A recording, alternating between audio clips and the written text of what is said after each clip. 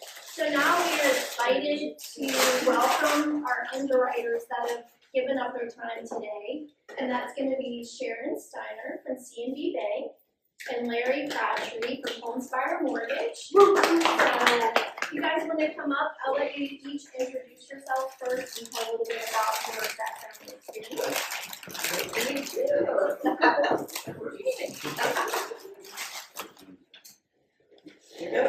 Ladies first. Ladies first. Okay, so she said I'm Sharon Steiner. I'm from C&B Bank. A little background on myself. I started in banking in 1979. So if you do the math, you'll know I'm old. I pretty much grew up in banking in the retail side. In the 90s, I became a mortgage lender. Then I started the underwriting path. So I managed a consumer and home equity department. I did mortgage portfolio underwriting. I've worked in foreclosures. And since I've been at C&B Bank, I've been there 10 years. I'm the portfolio underwriter, and I also underwrite conventional secondary market loans. We have a underwriter that does our government loans. So that's kind of where I came from. Hi, I'm Larry Crabtree. I've been in business not quite as long, but it was early 90s. So I worked for larger banks. I work for Homespire Mortgage, which is a smaller place, but it's very, I have to say, it's very refreshing to work for a smaller place. Working for a bank, that's all I was accustomed to, is very stringent, and I like to hear that it's a little bit more liberal. But I work in the retail sector. I've done wholesale, correspondence, everything you can think. But my thing was wholesale, and I did a lot of the country. So it was definitely an experience. I've worked with Homespire for 6 years. I'm the underwriting manager. I oversee, as far as Rhode Island, all the way down to Florida, all the different areas of the states. We do conventional, FHA, VA, USDA, jumbo, anything else I can do? Just say the gamut. But so it's definitely, when underwriting, you probably can also state that it's an always learning process. There's always a lot of changes in the market. The way it is now that, it's very, even back in 07 and 08, how it was very liberal prior to that, and they got very restrictive for a few years. So they've loosened up a lot and gotten a lot better.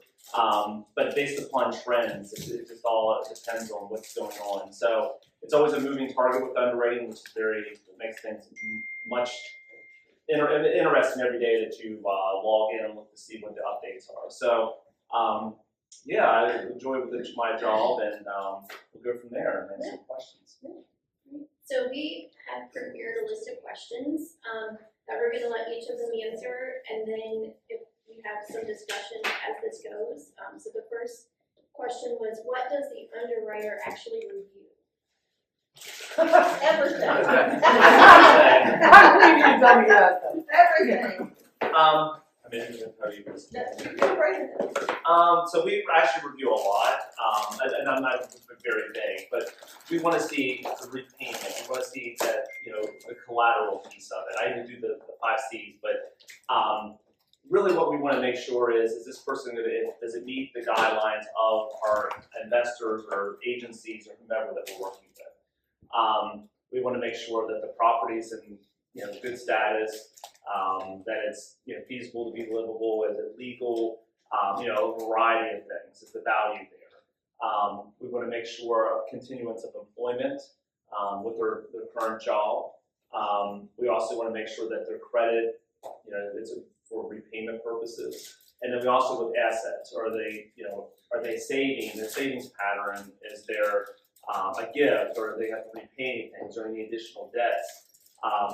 We review a lot. It's kind of, it's a very vague thing. We look at title. We want to make sure that there's no additional liens or anything that's abnormal to the property. I can keep going with that. Would you like to add on to that? No, I was going to say, and in portfolio lending, we try to mirror what we do in secondary market lending. Yeah. So we're looking for all the same things. We have a little bit more flexibility in the portfolio where if the property's non-conforming or we have a unique situation where we have to bridge two properties to get this person to purchase their new home.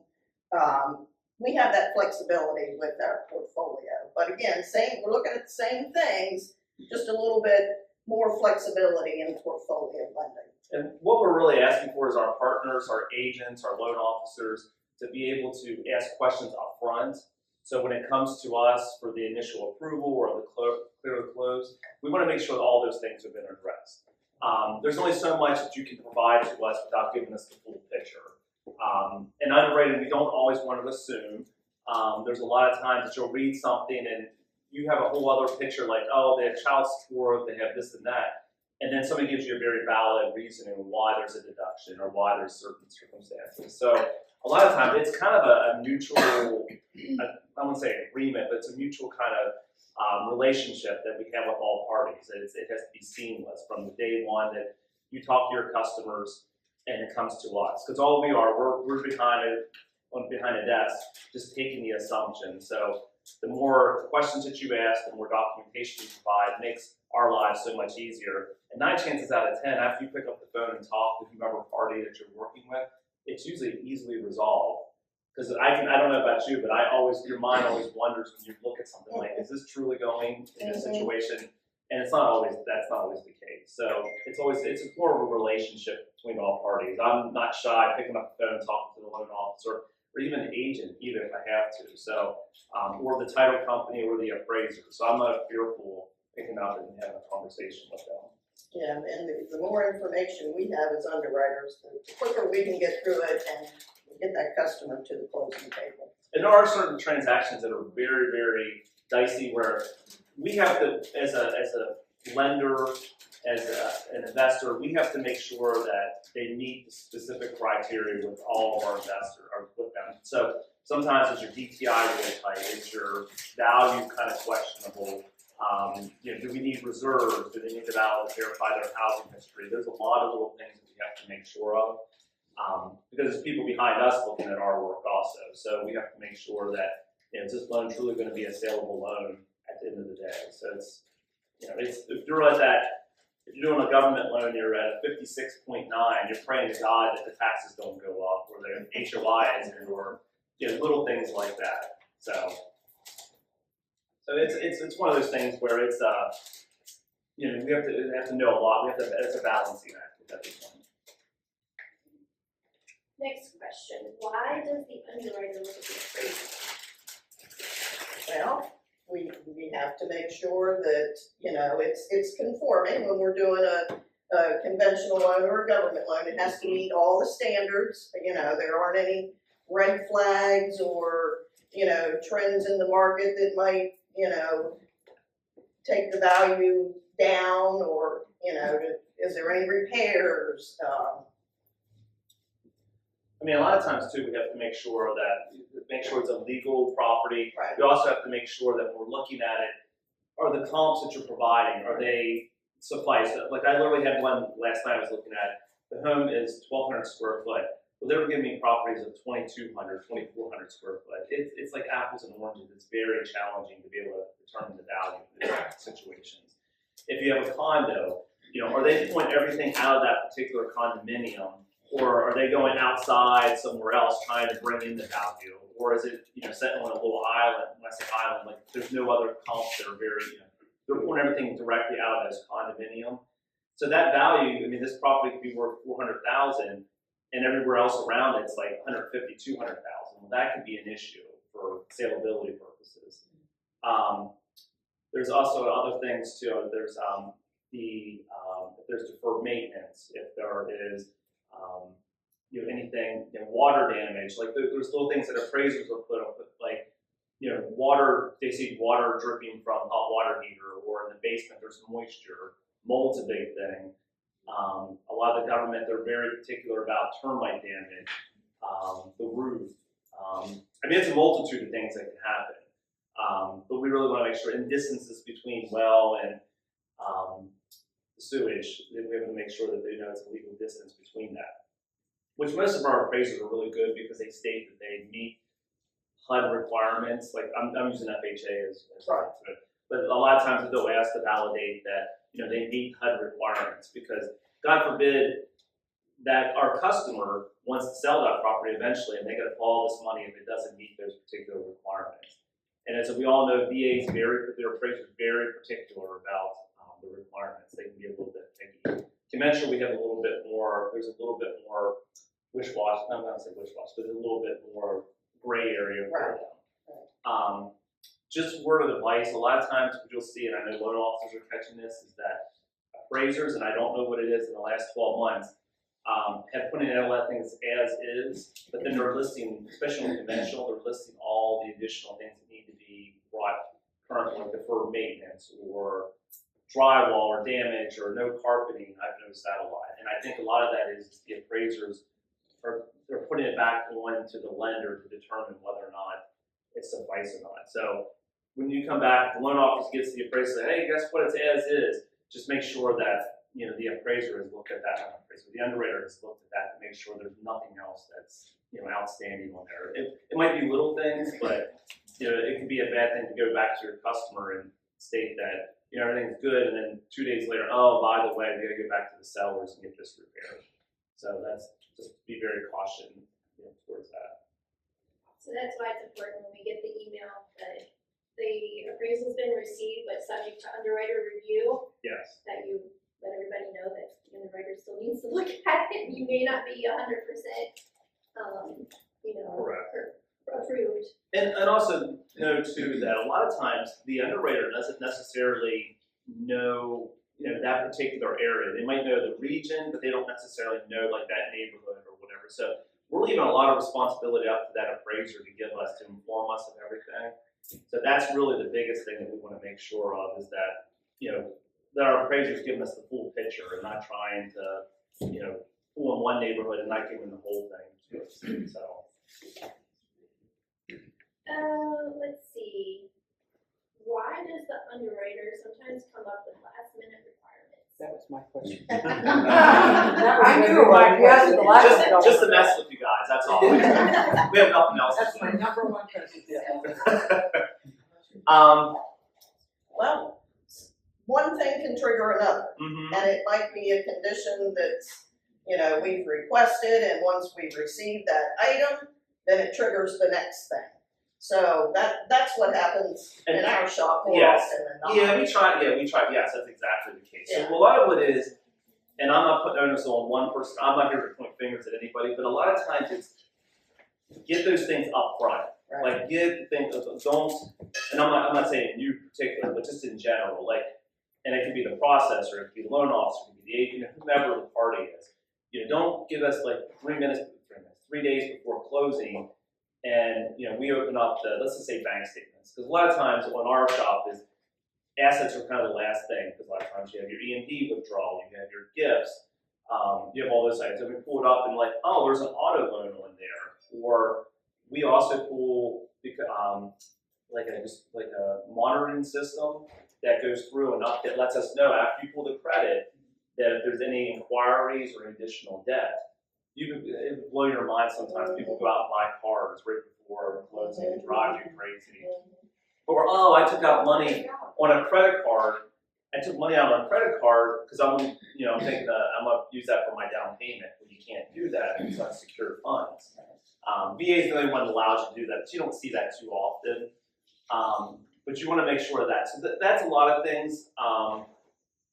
I can't generalize. I'm not saying that as an underwriter we don't miss things also, because I don't know about you, but when you're doing when you do a clear to close, there's a mental checklist that you go through and double check, because a lot of times when you're given things, you're given just strictly the property, or strictly the income piece. When you're doing the very final clear to close, you look at everything, and then that's when everything starts connecting. So I think sometimes that comes up also. But a lot of times what I have found is, getting the last things, and then there's things that kind of, or they don't have a job, or not, but they quit their job. I had somebody just 2 weeks before they were going to close on a $700,000 property, and they quit their job. And so I'm working part-time somewhere right now, we're fine with this. I'm like, no, it doesn't work that way. Or they retire. We've had that. Yes, I did that also, and their income drops down significantly, yes. Sure. Okay, so we've had some questions about that, about like, oh yeah, the guy showed up to call a new car at closing, blah, blah, or refrigerator. Yeah, I do have a question about that though. So if we have a clear to close, does the underwriter get back in there like the day of closing and start pulling credit again? I'm curious on that. So yeah, so not necessarily pulling new credit, we would also ask what the terms are. If we find that you, if they, let's say they, because that's true, they go out and buy furniture, they buy, you know, any kind of, yes, they absolutely do that. Yeah, we have, it's called a undisclosed debt. But what I would ask for is we would have that, or just provide me the terms of that debt. If they open up a credit card at Lowe's, did they, you know, did they get a new car, like a note or something like that? We're not going to re-pull credit because we all know the rate, their score may drop with those additional inquiries.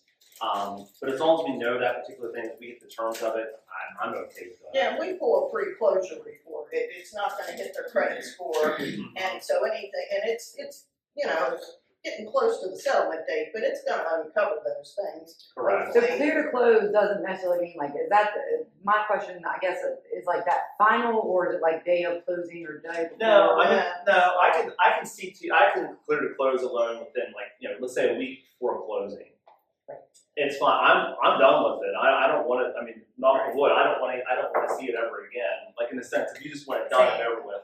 I have too much going on in my day that I'm like, whatever happened to that Jones loan? Can I go? And we try to get a clear to close between 10 days and 6 days prior to closing. Yes. So That's And all then right. that's what we work with. Yes, Right. because we want to get that package out. We want to get the close for sufficient time. Because what that also does is it delays on the closing side of it too. So we don't like going. I personally, I don't want, you know, you getting the property, the loan officer taking the app, on grade and everything, and everything moves seamlessly, and you go to the closing and something just falters in the last minute. Like, that just looks bad on everyone. So we want to get that over as quickly as possible if we can. I'm all for that. But they should probably wait another 7 days to buy a car, because Yeah. that's like an Exactly. automatic, Right. it's a red flag. It's like, Right. oh, they have new credit, and you're Right. like, wait, what about this car? So Yeah, it's exactly. really like the client should wait it out a few more days. And not quit because their job it either. It hurts Yeah. everyone, right? Sounds all the bells is what happens. Yes. Unless they want to be living here. Yeah, Right. exactly, there you go. Yes. Yes, ma'am. So, yeah, I always try to tell my buyers, you know, not to go buy anything. And I let them know that sometimes we go to closing and you can't close. Mm-hmm. But my next question is so what can you give us as agents that we can share with our buyers of a list of things that they should and should not do? Don't move assets around. Don't buy any new credit. I know pretty much that, but Yeah. it seems like a lot of times the funds aren't there. That was my Yes. question. What causes that when the funds aren't there? Like we have a dry closing sometimes. You mean that they just don't, like, they have to show that they just don't have the assets, they can't put it close? It could be, I mean, I don't know, I don't pertain, like, they could change with, you know, something of type like taxes. I'm trying to think, like, have you ever seen that? I mean, I have you think maybe been she where back the had funds her- aren't there? Oh, the lender doesn't have the money. It's very frequent that the funds are Seriously, not wow. I to mean, close. if the mayor accidentally didn't get sent, which shouldn't happen, but not to say that it couldn't. I It mean, seems to happen though. Yeah, that's, I mean, we've all experienced that, right? I normally call the attorney, and then if I don't call the attorney, oh, trust me, Homespire and CMB is gonna hear from me. You're gonna be my very next phone call. sure, it absolutely should be. It might even be a pop-up visit. I think some lenders have that funding process, so there's certain documents that they have to send to get funding approval, which then I guess maybe triggers the funds to be released. So like the closing attorney might have to have, you know, a stack of 10 documents signed, send them to the lender to get approved, then the loan to be funded, so maybe it's kind of that scenario. Yeah, it's just, yeah, I wouldn't say it, just, not to say that I have not seen emails flying around, but I typically don't know of that truly happening. Really? It just doesn't seem, and I'm not saying it doesn't happen, but I just don't see it. What's that? It happened to us. Well, that's kind of, that looks bad on everyone at the very end, because like you said, if we have a seamless, and like, oh, this is great, and that's the most important part when they're signing everything, like, Yeah, oh, right. guess what, we can't give you the key for Right. no money. Right. So, that's something maybe with the title company, and I don't know, that just seems, it's a unique situation. What kind of loan is it? Usually you're seeing that one. I mean, it's happened on many loans. I mean, everybody's shaking their head that it's happened to them. I believe it, Yeah, absolutely. yeah. It may not have happened through Homespire CMB because Yeah. they do have a very good check and balance for that. And normally when I call, the money's there. So I have not personally, the only time I ran into that was a hard money lender situation. And it just is what it is. And nobody would give me the hard money lender's number. And I wanted her number, but they wouldn't give it to me. But because I was Well, you're blessed. I wonder why. Oh, But through Homespire CMB. Scary. Well, I mean, right as you know, that's typically my first question. If you tell me that I'm clear to close, I'll say, okay, great. When should we, when are they expecting the funds? And then I call, I have, not that everybody's great, but I know how scatterbrained I can be, so I have like these detailed checklists about it. So I start burning up phone lines. If somebody doesn't have, I'm like, ooh, Mr. Underwriter, you got some explaining to do. But So Gotcha. I've had a dry closing before because the buyer's personal bank that they issued the wire for from the attorney's office, that bank didn't respond to it and send out the funds within the first or second wave of that day. So it has to do with the buyer's personal bank in some instances when they send Yeah, out I'm the sure, wire. yeah. I think I've heard that. In my shop, we sit in close proximity of everybody, so I, like he said, it's not that it doesn't happen, but I don't see that it's happening often. And if But that, again- and if that does happen, like with a specific lender, I mean, I would take it to your, Right. talk to the loan officer and say, hey, there's something, you guys need to clean this up a little bit. Because if you see it, I'm not saying, like you said, it never has happened, but I'm just saying that's just a very rare situation. But if you see it's trending at a specific place, I would definitely address that. For us, a lot of ours were out of the area Yes. that maybe may not do business after 3 o'clock on a Friday Yeah. or Mhm, I've seen before that. 2 o'clock on a Monday or Yeah. are located in California, so they're So we very got different time time, change. Yes. Yeah, can I add to that? I'm a mortgage lender, for those of you that don't know, with CMB Bank, and if there's something wrong with our wire, we're gonna take a cashier's check, and because I go to all of my closings, and that will be hand delivered to the and that's why we love you. That's Bill. another reason to Yeah.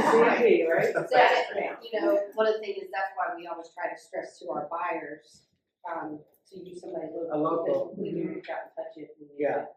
to. I'd much rather use local. You definitely have to be cognizant that if you're dealing with a lender that's in California, not to do a 9 o'clock closing.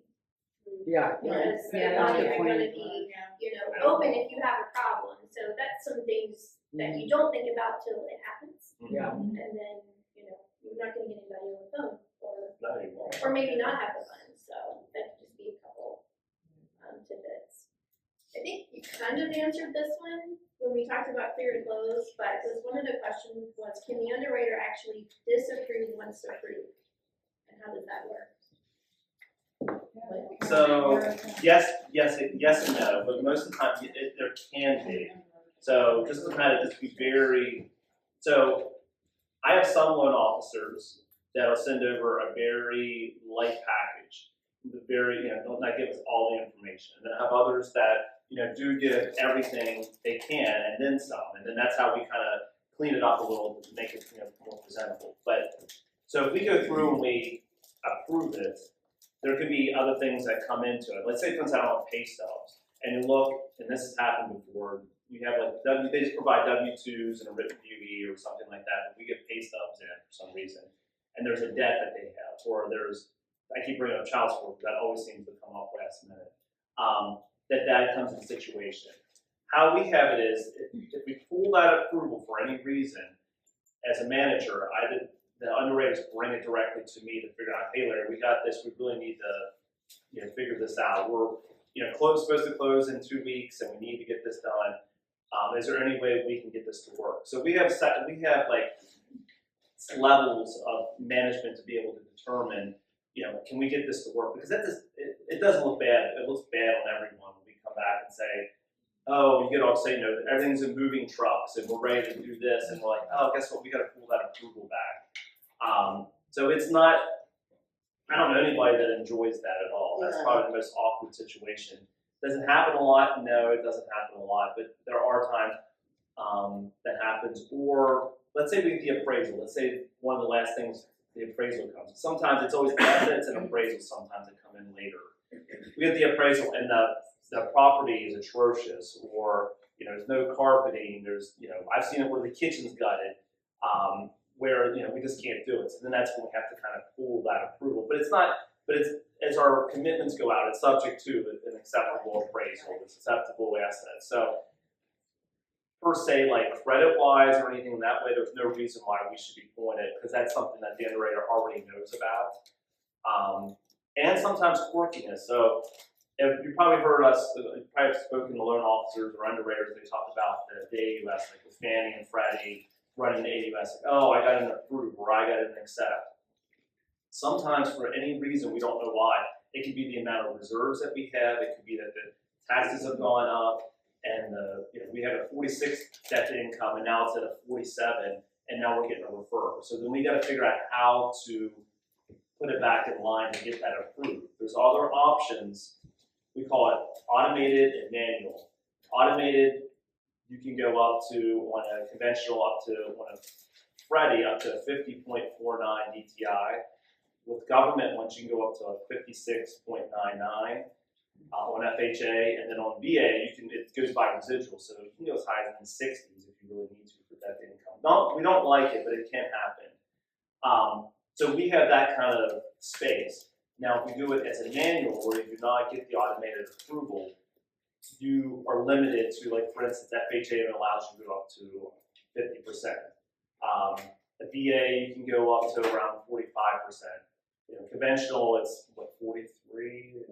43 for conventional. So it's it tightens everything. So that's why a lot of times we do not want to go within a manual underwrite. We want to steer towards the automated, because it gives us a lot more availability and space to be able to get the loan to work. So a lot of times that might be what comes up every so often if we can't pull the approval. That they put that they have $100,000 in their 401k, we get it, and they've already taken loans out of it, or it's not even available for them to even use as reserves. They don't have to liquidate it. So that can be an issue in those situations. Anything else you want to add? No, I think you covered it. I don't. Oh, go ahead. I'm sorry. You keep bringing up DTI, and I've noticed the numbers you're using now. I'm fairly up there. Yes. Why are the increase on the DTI? Is it the rate? Because the rates are higher? Because it used to be back in the day for FHA it was 29. That used to be your front end, yes. And 41 yes. on the back. Correct. The conventional was the back. Fannie Mae like 32, and then Freddie Mac was 33 or 38. They've extended it. So yeah, why? Because Well, it seems to put them in the same kind of perilous position. You're saying up to 60% just for housing.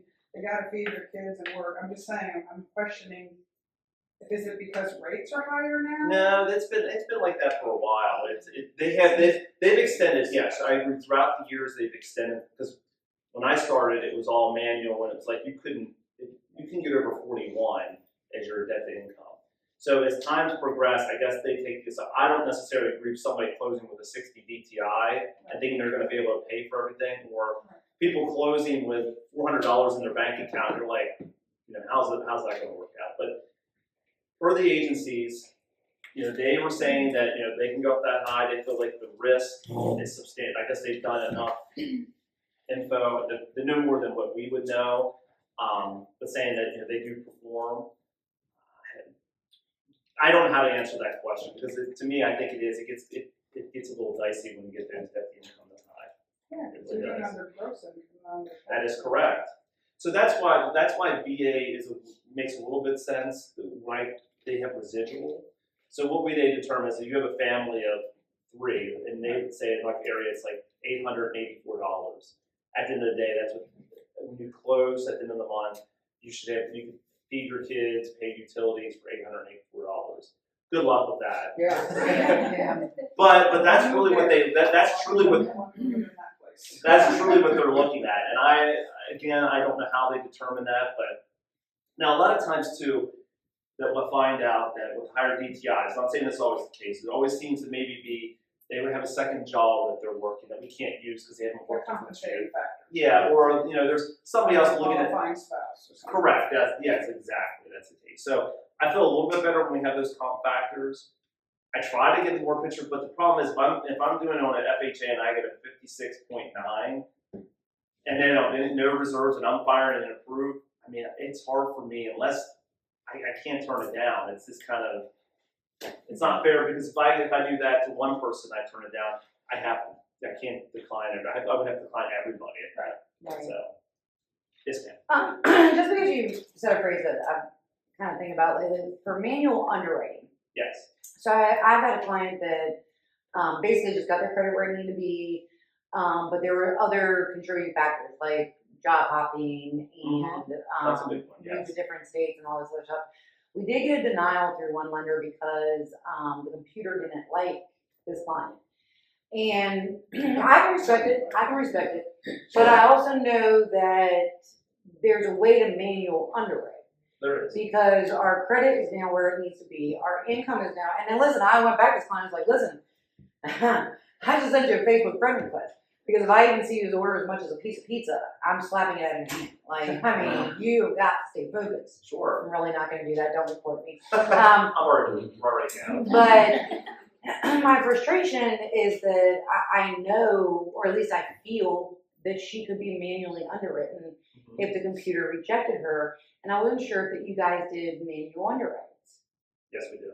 Okay. So job hopping, definitely stop me when I have job hopping is, that is a red flag. So I'm not saying, so just as an example, conventional doesn't have anything substantial out there, but FHA has, you can have any, and this is manual approval, whatever, you can't have more than 3 jobs in the last 12 months unless each job is increasing.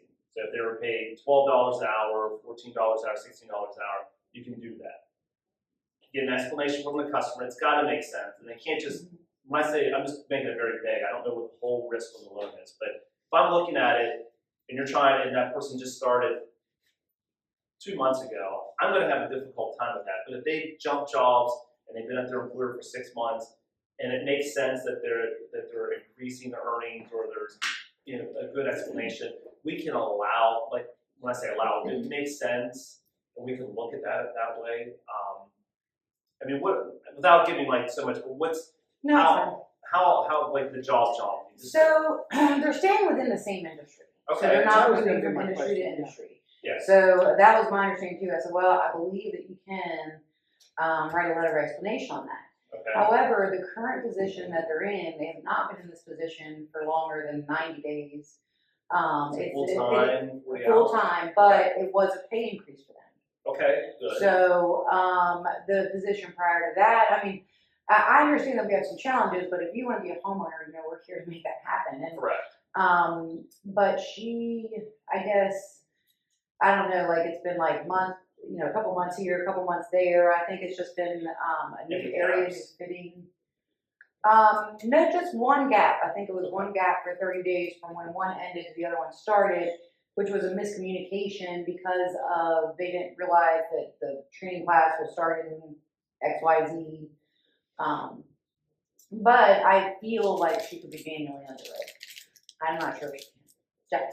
So I think especially when you're dealing with credit repair, what often comes up is that there's even tighter guidelines to be manually underwritten. And through that credit repair process, sometimes there are 30, 60, 90-day lates, and that's what makes them ineligible for manual underwriting. So yes, they've repaired their credit, but that process along the way, they're still a risky client, and therefore you ruled out a manual underwriting before you can even start that process. So there's there's how many lates that they might have, and it all depends on the loan program, but then also how much reserves do they have? Maybe they've repaired their credit, but they've thrown everything into it. So if they don't have enough reserves, they can't be manually underwritten. So it's not just about, the automated underwriting system. If they don't like it, the loan officer should be establishing whether or not, like qualifying, well, can we go Correct. as a manual underwrite and kind of doing some of this work and not just throwing it on the underwriter to say, Well, that's my here, I question think then. that this will go, and then they're like, well, no, and they toss it out. Yeah, so that's my question then. So loan officer is gonna make a decision whether they're gonna send it to an underwriter to make a manual underwrite on it? Yeah, I mean, they should definitely be taking a look a little bit deeper and saying, well, this doesn't fit automated underwriting. Can we go manual? And then you start that process. Yes, no, and rule it out whether or not. So like for instance, FHA is onto pretty one good step. with manual piece of it. They'll say you can only have this many lates in the last 24 months. They consider like installment and mortgages more of a significant late. So 30-60, you have to do like 2 times in the last 12 months. So they break it down specifically if it can even meet the manual process of it. So let's say you receive a refer, the lender was concerned about employment situation, but then you look at the credit, and it's actually literally, that's why the loan officer can look at the manual credit piece of it and say, yes, it still meets that. It still has an underwriter has to review it, but it meets it. Or they can say, you know what, they did 4 times 30 and 2 times 60 in the last 12 months. You can't even do that as a lender in those situations. And it's a tighter DTI. So Yes. then you lower your DTI and you potentially lower your purchase price because now you have to fit a smaller box. And Reserve. it just all gets a lot tighter as you get into the manual underwriting process. But they should be able to look at the guidelines and roll it out. And I mean, if you have someone who's a good candidate, great, send it on to the underwriter and let them make the decision. But they usually rule themselves out, Yeah. especially with credit repair. I didn't realize the loan officer made the decision to whether to send it to a manual underwrite or not. But that does make a little bit more sense. That's something, I mean, that's why you pick the right loan officer. If I say I want to. Exactly. Yeah, because, and we don't know all the guidelines. This is why we come to things like this so that we're better educated. Yes. I don't waste a lot of time on that. So, okay, thank you, bye. You know what I mean? Like, Sure. moving forward. But I just think that, I want to know if Homespire did it, number one, and then kind of what relationships or what things make sense and what don't make sense. Because I don't want to ship my client everywhere. Right. I want to No, you say yes, no. Yeah, you want to cut it as soon as, but if there's an ability, then yeah, we'll extend that out as far as we can. And it's clear cut, like you were saying, like for instance, you look at that credit piece of it, it's like there's no way that it can follow that. Right. So yeah, it definitely there is always an ability to look at that. We want to do it as much as we can. And there are some actually, for some reason, I do not understand the nuances sometimes with what they call the AUS system that fires refer because. Sometimes I would even lend my money out to this person because they seem like they're a good candidate. Just cleaned up their credit. They're putting a decent amount of money down. It makes a difference. Well, everybody's so different because that was the first thing that when she found somebody else, he's like, oh, yeah, manual underwrite. And I'm like, well, I want to find a few more people. But then there's another lender that's going to say, listen, no, I'm sorry, we're not doing it. So it's always like up to the realtor, I think, to it's hard for me to always piece together, there's a yes and no, it's some lenders will, some lenders won't. And I'm all for, but steering it to the approved, the agency, likes it. Yeah. That makes it much liberal. We have less documentation. A lot of times it's we only have 1 month of bank statements. We only need sometimes, depending upon what it is, 1 W-2. No reserves. There's a lot of different things that make it much easier if you can get that approved and it stays that way. But yeah, looking at I think you're talking about the employment piece of it. You're all not you in particular, but you get focused on one thing and then the big picture is that credit stink. I don't want to say stinks, but it needs to be repaired some to be able to get it to work. Right. And Jackie brought up several good points that I love when y'all come to this because things that we didn't think about. Yeah, maybe it's repaired, but did you have a 30, 60, 90 somewhere? Did you? So yeah, I mean, we're good. But. And we also have to verify in those cases, we also have to verify the rental history for the last 12 months. That can be tricky too. If it's an approved, we don't necessarily need to have that housing validated, so. It's usually just a not right now. Like, Yes. especially if they're a credit repair, like I know that they're anxious, but like, Yes. wait 6 more months and you can age out of these late payments. Yes. And then you can qualify for the manual. So it's usually just a not right now, not yet. Trust me, I have tried that. Like I said, let's wait 6 Yeah. months. You gotta reboot your head. Question, how many times, can you run someone's credit? Like, I've been told like 3 times you could do it in a month and it won't adjust their score. Is that true? So recently I watched a video on like, within the same family of industry, right? So Yeah. if you pull with one lender, then you pull with another lender and another lender, it's not going to continue to ding them each time. And I think, don't quote me on this, I think I heard a 6-month time frame there. Okay. Like, Oh, it's the 6 same months. industry. It's all the So same. if It makes they sense, pull the yes. credit and then they go and decide to go buy a car, you have now That's gone different. into a different industry. Yeah, as long as it's for a Which mortgage. is different, that's when the credit score is gonna, Okay, like, But but if you- you're, say, lender shopping or going, yeah, lender shopping Yeah, is when they come that, to we're all in me. the same industry, so we're kind of, you know. Okay. Yeah. 6 months, huh? Is that what it was? We watched the thing. What? So I thought it was in 30 days, so that's good to know. I'm gonna try and look it up. How about that? Okay. Y'all had your own little lunch and learn, huh? I always understood it's 14 days. No, I'm pretty sure it's 14 30 days, it's somewhere within a month. I thought You it can was get 30, your I've been credit told pulled 30 days multiple before. times, I mean, you know, in the lender. But Gail just said 14 days. It's not 6 months, it's within. Okay, not 6 months. Gail or Sharon, could you possibly share, since you're a bank, any different underwriting, the manual versus direct, is it different? Well, like I said, we try to mirror secondary market, you know, the investors, but we do have a little more flexibility, you know, within our portfolio and going to like the job jumper and, you know, we still get that explanation as long as it makes sense. As he said, you know, then, you know, we're fine with that. Yeah, it's really not a whole lot different. I can say within some of our programs, we may have different reserve requirements, we may have different debt to income requirements. So within portfolio, it pretty much is a manual underwriting process. I don't know, what else could I answer? No, I think all y'all did great on that. Thank you, because I was curious myself. I just thought, you know, just curious with There's always a the different different aspect. aspect to it. Yeah. And I think, again, we may have already touched this a little bit, but one of the questions is, what is direct underwriting? That I had to Google before I came. Oh, okay. So it's different because I've always worked for a bank too, so it's always been direct. But how my understanding is, it's in-house. So it's in-house. So a lot of times what happens, I've worked in wholesale years and years ago, and they send it over and it goes to different banks and whatever. But here, what it is, when you send a loan in, it goes directly to an employee of the company.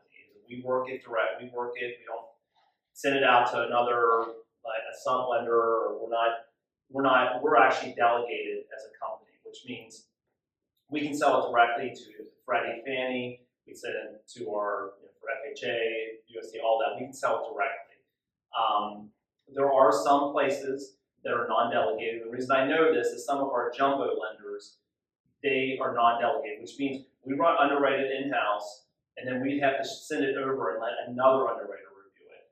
And we cannot close on that loan until that other lender clears it. So basically, that's like a third party that does that. Yeah, it come up with like insurance, something. Yeah, so it sounds like both of us were direct. Yeah, we're delegated with our investors and. So how it works is we put our name on it, it can get shipped, there's no other party raising their hand going, no, you can't do this. Right. So it makes it a lot easier that you don't have that third party. I have heard horror stories where they think it's not direct, and they get through like, oh, we've looked at it. They submit it like a week before closing, and guess what? That particular lender that we're selling to said, we can't do it. There's nothing we can do. So that's where it sometimes can lead. It can be very misleading.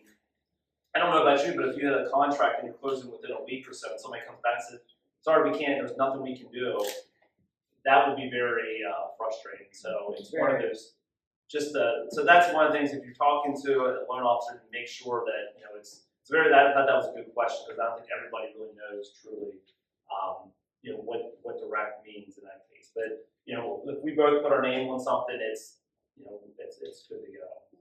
And we got to keep up on trainings. There's a lot of things as a lender that we have to keep up to be able to keep that direct. So, It's good to know. Yeah.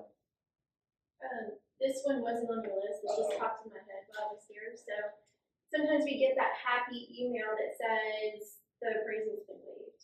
Mm-hmm. How does that get determined? So, I don't know, do you get many of those? We did in the big refi market there, when the rates were low, we saw it more often than not, actually, and then we do a little cheer. We get those, I probably on a weekly basis see maybe 2 or 3, and it's going back to the automated underwriting piece of it. So if you get an approved eligible, it's not manual, you can do this. It's all based upon the LTV.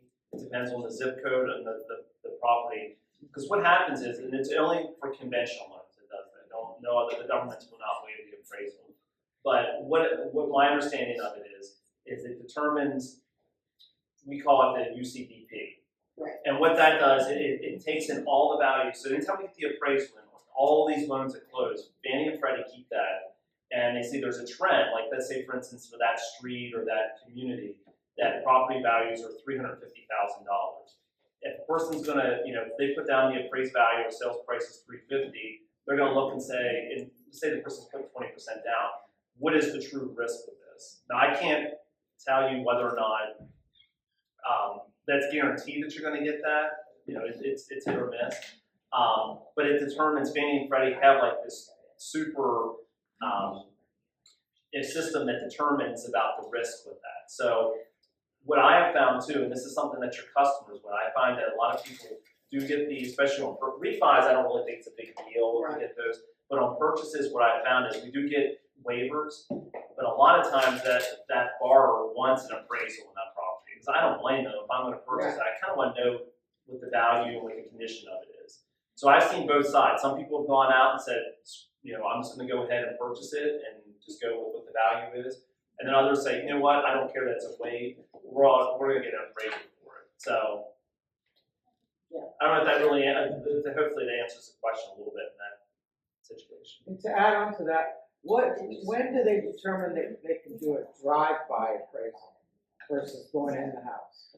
Is that kind of the same question? No, so during COVID, we that is right. They did have that. But they're not doing that anymore. No, it's not. Okay, good. It used to, prior to that, a long time ago, I'm dating myself, that there were opportunities where the engine did determine whether or not you could do a drive-by or not. Okay. But I feel like that's hasn't been used in a Yeah, I while. haven't seen it in a while. It'd be a lot cooler if it was. Yeah. Yeah, I like that. Yeah, you see that more on your home equity loans. Yeah, it's still That's standing. what Yeah, you home see. equity probably, Yes. yeah. Mhm. So one last question I had, and then we can kind of open it up for a couple minutes. Are there any steps or guidance that we should know or that we can do and share with our clients to help them make the underwriting process easier for the whole team? I think the other thing I've always said is that just all parties, it's a partnership. Give us the full picture. Right. That's Tell really the story. tell the story. Don't be shy. My job as a manager, I kind of want to know what's going on behind the scenes, because a lot of times 9 chances out of 10, I can kind of, fix it.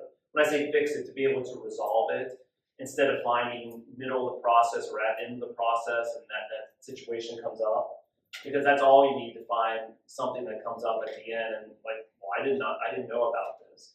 So a lot of it is I want transparency is really the biggest Right. thing. That's what I was gonna say, another underwriter has to pick it up, if the whole Oh, story's yes. been told, and he said transparency, then you should be able to do that. Mm-hmm. So the more we have up front and the more we know Yes, about the file. absolutely. And what your intentions are, Right. that's really what the biggest thing is. I don't know if you see much, but a lot of times it's a hot topic, it's occupancy issues. Where somebody's saying, oh, I'm buying up the street and it's the same price. Well, does that really make any sense at all? Or I'm sure you get that with a lot of people, just so they don't, because if you do investment property, you have lower LTV, you have to have reserves, the pricing's horrible. So a lot of it is, give the big picture of that. If you're buying up the street and you're retaining the departing residents, you kind of have to give the whole picture of really, truly what are you doing? Because just had one person buying a house up the street, and they were saying, oh, we're moving in to this one, but we're renting out the other property. Well, come to find out, I wasn't buying it because there wasn't much, it was exactly the same. Well, come to find out, they were purchasing the property for their parents.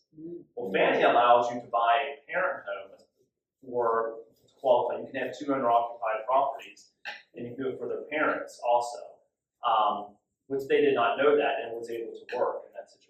So there's little things like that. Give me the picture, give me the full picture of it, and then I can probably resolve most of what your concerns are. I can't guarantee everything, but kind of give the whole thing. That's the relationship as as an agent, as a loan officer, as the underwriter and processor to be able to resolve that. I didn't know you could do that for a parent. Yes, you can. Can you elaborate a little bit more? So it has to be. It has to make sense. So Fannie's the one that specifically has that, and it addresses that. I haven't seen that.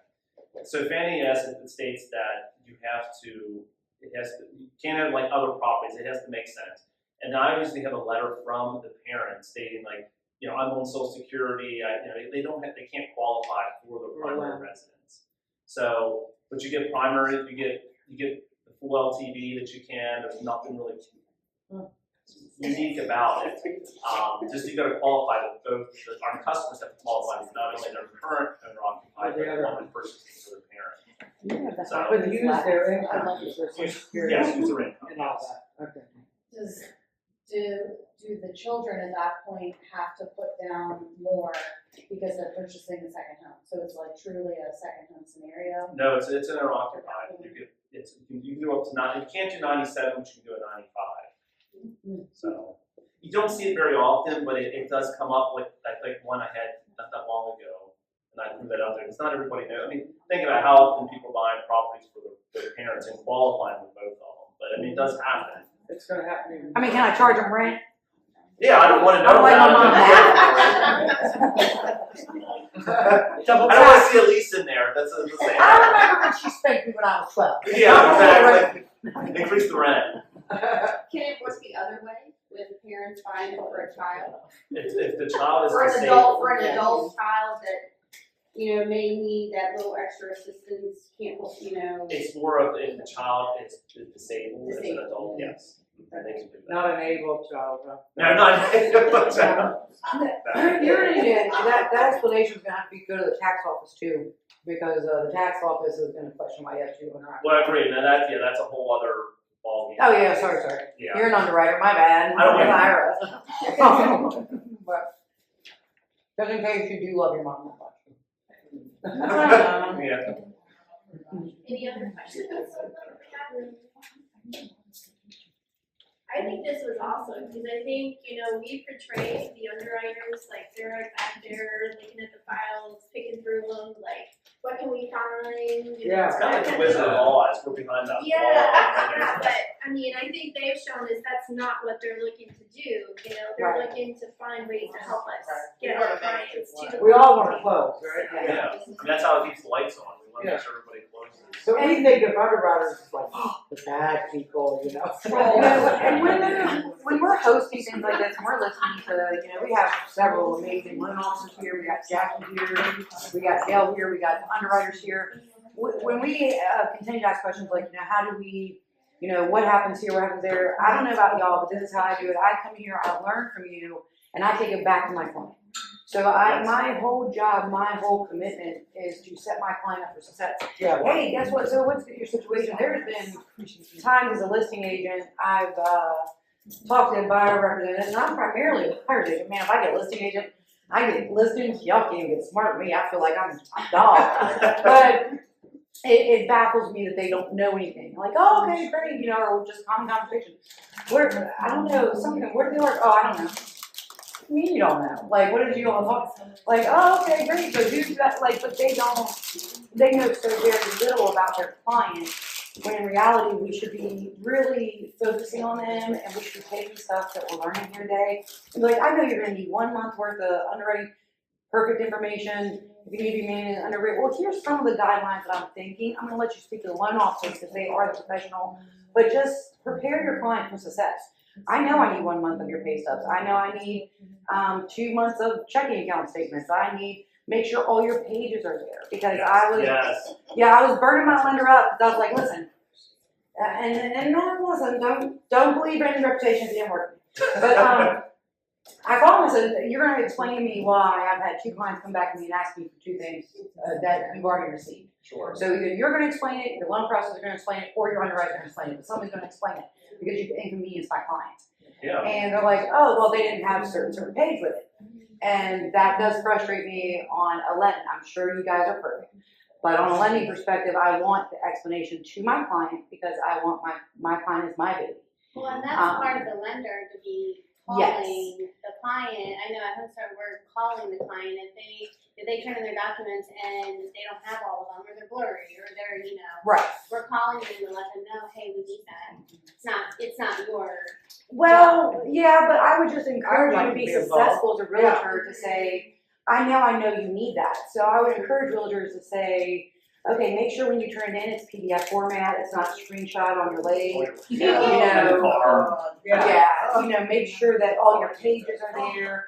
Anything I can do to make my client's life easier. But I mean, like the back, coming back after they've already submitted. I get the process of it. Oh no, listen, I understand some stuff that, like, well, because this is what we got. And they're literally got a Burger King on this side and a pay stub on this side. Yeah. And I'm like, Yeah, I like when lenders reach out to Communication me is the big thing. to let me know, hey, they have not got this in yet. Because, you know, we're there with them. And I would call them up and go meet them and say, yes. let's do this right now, I'll help you, let's do it together. I So the also more you can tell us that they're being bad or not Yes. providing what you say, let us know. 'Cause So we can spank the That's naughty right. children. We'll let them know right away. I also like informing the client that what you were talking about too anyway, because I've had clients send stuff to a lender and it wasn't like the proper documentation that they need, but the lender didn't tell them that until a second. Right. So Well, that's I when you, didn't know because the lender didn't tell them, so then at least I told them. well, that's when you call your lender and you give your lender a little bit of Johnny Rub. Because you will be sorry that you don't do that. Don't do that to me, y'all. I'm telling you right now, don't do that And to that's me. like checking our options, like, hey, we got this, that one doesn't look, you know. Yeah, we're let's go happy. ahead and call and say, hey, we need another. Yeah, I was a little bit If the lender has, if they're, you know, questioning, is this exactly what you're looking for, we're happy to take a look at it right then and there, so that way you can get back to your client and have the right thing. I'm closing a meeting. I talked to my lender this morning, barking her, hey, how's everything going? Wonderful. What do they need? I'm gonna know first thing. By the mercy and grace of God, we don't need it. But, no, we're Berkeley closed, went back to the underwriter, they got everything in. But that does help us a lot, like if you say, hey, Nadine, be as proactive as you can. 10 days out, I don't have something great. Yeah. Because I'm gonna go chopping on the pudding popping, and I'm gonna go get it. Can I add something? You all asked how you can help. Homeowners insurance is a big thing. Really? Yes, people don't, get that in until the last minute because they're trying to decide what they're doing. And then they end up with insurance that costs $2,500 a year, and we estimated, right, $1,000 or $1,200. And if we're up there on the DTA already, that could be a problem. So tell them to get that homeowners insurance in place. Okay. Do you have insurance partners, like referrals? Because I have a few insurance partners I'm happy to provide, but typically the lender does that.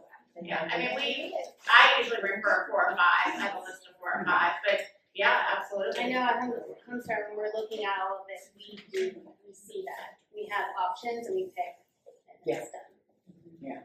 Thank you very much. Well, let's thank Yes. He wants to give you a hug. Sharon from TMB and Larry from Homespire for being awesome underwriter, answering questions for us today. Yeah, appreciate the questions, so. I think it's been Thanks very for informative. Thank you very much. Thank you guys. You bomb!